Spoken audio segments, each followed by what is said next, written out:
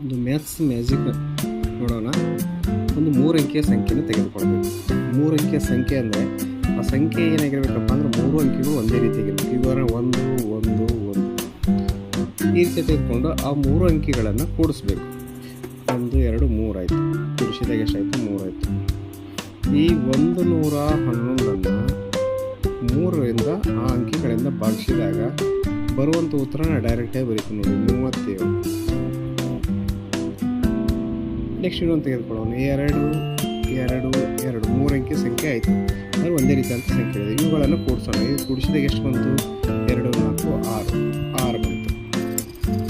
ಸರಿ, ಈ 6ರಿಂದ ಈ ಅಂಕಿಯನ್ನು ಭಾಗಿಸಿದಾಗ 222 ಈ ಸಂಖ್ಯೆಯನ್ನು 6ರಿಂದ ಭಾಗಿಸಿದಾಗ ನಮಗೆ ಎಷ್ಟು ಬರುತ್ತೆ? 37. ಹೀಗೆ ಬೇಕಾದಷ್ಟು ದೊಡ್ಡ ಸಂಖ್ಯೆಯನ್ನು ತೆಗೆದುಕೊಳ್ಳೋಣ.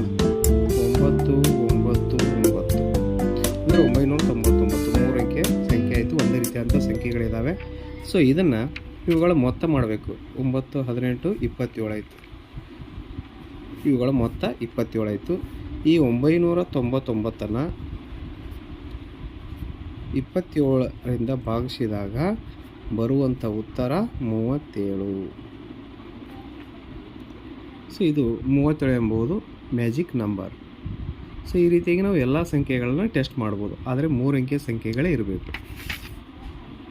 ವೀಕ್ಷಿಸಿದ್ದಕ್ಕಾಗಿ ಧನ್ಯವಾದಗಳು.